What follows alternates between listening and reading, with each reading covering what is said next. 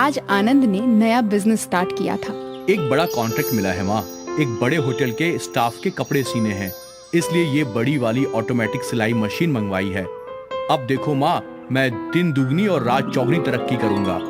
मेरा आशीर्वाद हमेशा तुम्हारे साथ है बेटा। अब बस मुझे तेरी शादी की फिक्र है। तुझे एक अच्छी पत्नी मिल जाए तो बस मेरी जिम्मेदारी खत्म। ये बात सुनकर आनंद मुस्कुराया। कुछ दिनों बाद कादम्बरी अपने बेटे के लिए रिश्ता ढूंढ रही थी।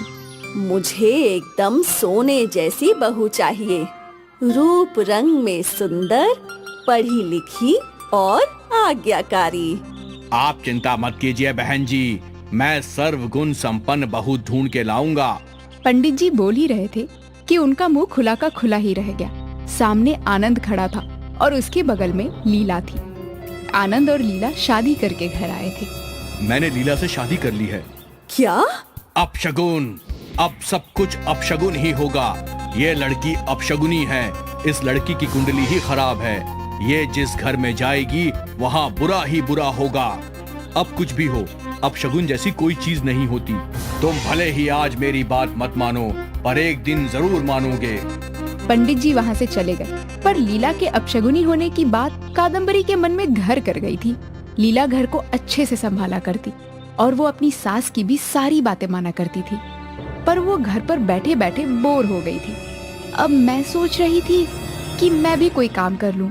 वैसे भी दिन में काफी समय मेरे पास फ्री ही होता है। सोच तो अच्छी है, पर कहीं और काम करने से अच्छा है तुम अपने ही गारमेंट का काम संभाल लो। ये भी ठीक है। अगले दिन से लीला गारमेंट की फैक्ट्री में गई। वहाँ कई लोग सिलाई का काम कर रहे थे। आनंद लीला को समझा रहा था कि कहाँ क्या होता है। कुछ दिनों तक सब कुछ सही था, फिर अचानक कोरोना बढ़ने लगा। सरकार ने सभी जगह लॉकडाउन लगा दिया। आनंद का कारखाना भी बंद हो गया। आनंद इस चीज से परेशान ही था कि उसे एक कॉल आया। पर सर, आप ऐसे अचानक कैसे कॉन्ट्रैक्ट कैंसिल कर सकते हैं? अभी तो लॉकडाउन है सर। पर मेरी बात तो सुनिए सर। उस आदमी ने अपनी बात बोली और फोन कट कर दिया। आनंद निराश हो गया। क्या हुआ? जो बड़ा कॉन्ट्रैक्ट मिला था होटल के कपड़ों का, वो कैंसिल कर दिया गया। मेरे लाखों रुपए डूब गए। अब क्या होगा? ये बात कादम्बरी ने सुन ली। अपशगुनी! पंडित जी सही कहते थे कि ये लड़की अपशगुनी है। देख, इसने तेरे कारखाने में पैर रखा और तेरा काम ही चला गया। जरूर इस लड़की की कुंडली में दोष है। अब आनंद चाह कर भी माँ को जवाब नहीं दे पाया। वो चुपचाप सुनता रहा। इस दिन के बाद कादम्बरी अक्सर लीला को ताने मारा करती थी। तू है ही अपशगुनी। मेरे बेटे का धंधा खा गई। काश मेरा बेटा तुझसे शादी ना करता। लीला के पास अपनी सास को जवाब देने के लिए कुछ नहीं था। वो चुपचाप सारी बातें सुना करती थी। फिर एक दिन लीला बैठ के सोच रही थी कि कैसे वो आनंद की मदद कर सकती है। तभी उसका ध्यान उसके मास्क पर पड़ा और बस लीला को रास्ता मिल गया। लीला आनंद के पास गई। हम मास्क बना सकते हैं। इस समय में सबसे ज्यादा बिकने वाली चीज मास्क ही तो है। वैसे आइडिया तो अच्छा है, पर बेचेंगे कैसे? हमें बस बनाना है। खरीदार खुद हमारे पास आ जाएंगे। आनंद और लीला ने मिलकर मास्क बनाना शुरू कर दिया। ये मास्क आनंद एक दुकान वाले के पास लेकर गया। भाई, ये मास्क बेचोगे क्या? दुकानदार ने वो मास्क देखा। मास्क की बनावट तो अच्छी है, बेचने के लिए रख सकता हूँ। तुम एक काम करो, मुझे 100 मास्क दे दो।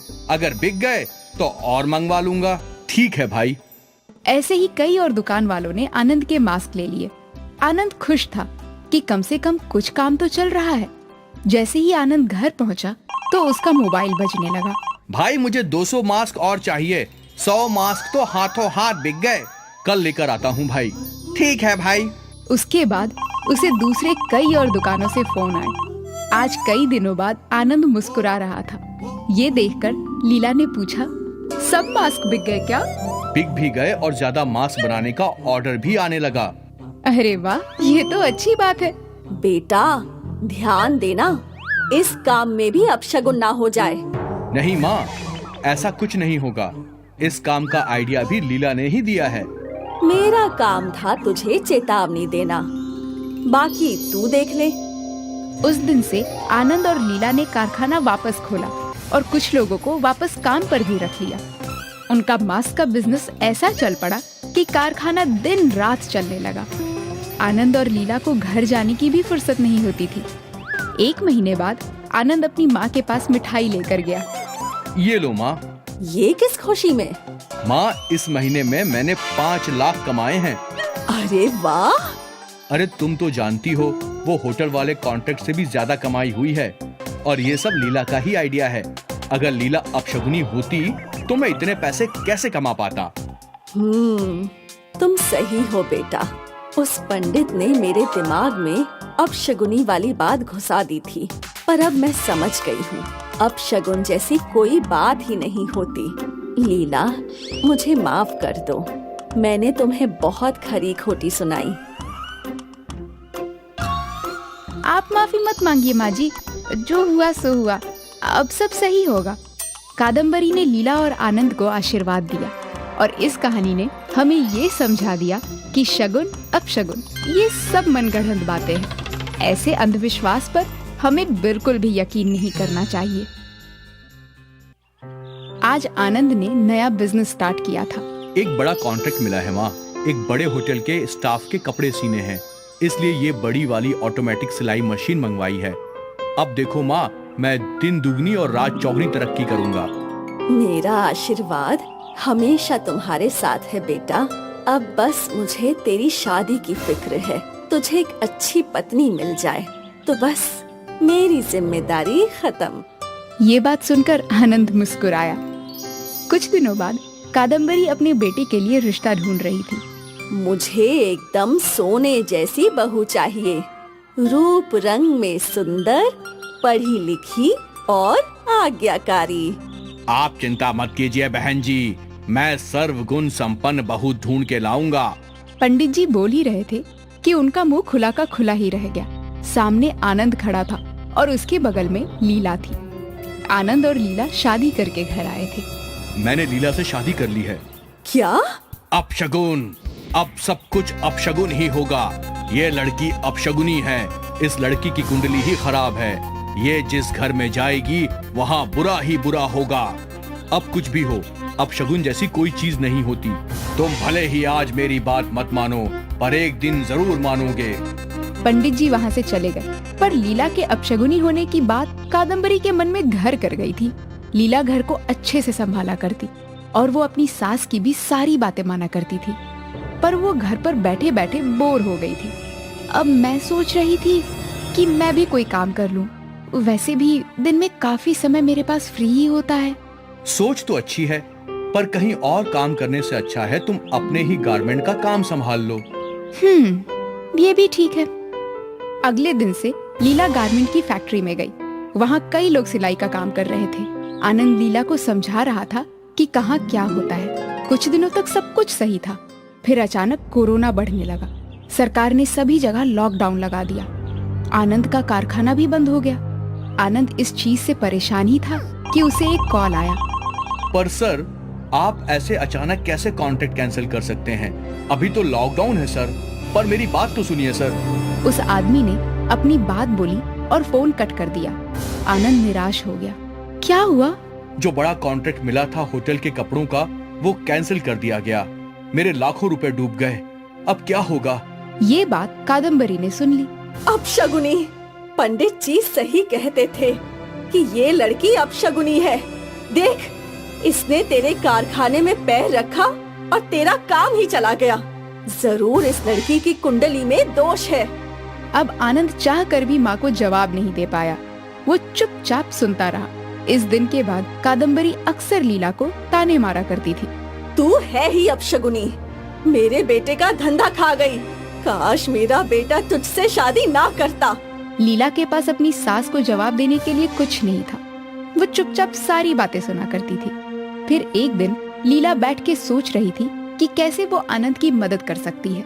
तभी उसका ध्यान उसके मास्क पर पड़ा और बस लीला को रास्ता मिल गया। लीला आनंद के पास गई। हम मास्क बना सकते हैं। इस समय में सबसे ज्यादा बिकने वाली चीज मास्क ही तो है। वैसे आइडिया तो अच्छा है, पर बेचेंगे कैसे? हमें बस बनाना है, खरीदार खुद हमारे पास आ जाएंगे।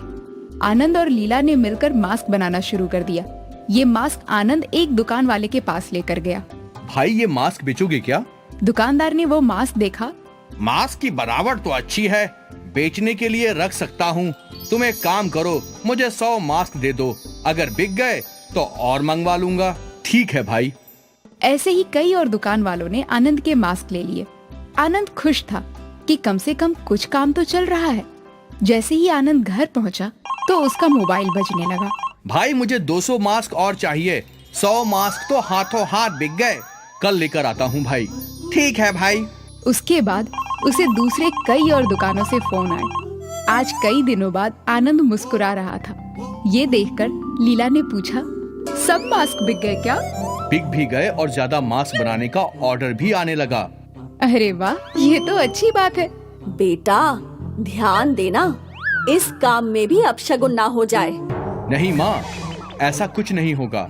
इस काम का आइडिया भी लीला ने ही दिया है। मेरा काम था तुझे चेतावनी देना, बाकी तू देख ले।